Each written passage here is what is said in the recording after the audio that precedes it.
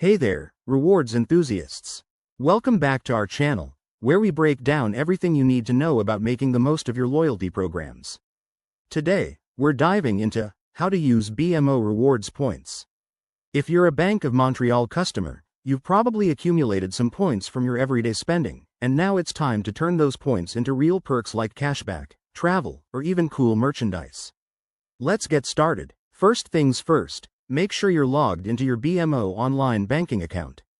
It's super straightforward. Just head to the BMO website or app, enter your credentials, and you're in. Once you're logged in, navigate to the Rewards section.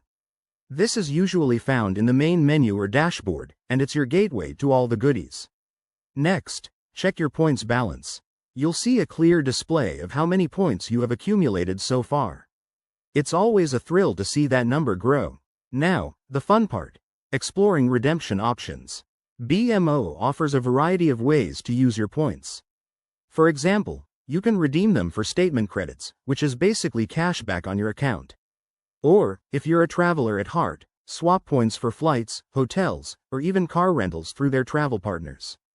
If shopping is more your style, browse the online catalog for gift cards from popular brands or physical items like electronics and appliances.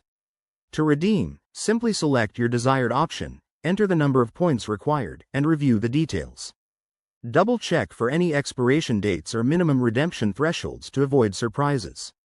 Once you're happy with your choice, hit that Redeem button, confirm the transaction, and voila! Your rewards are on their way. Remember, it's a good idea to keep an eye on your account for confirmation emails or updates.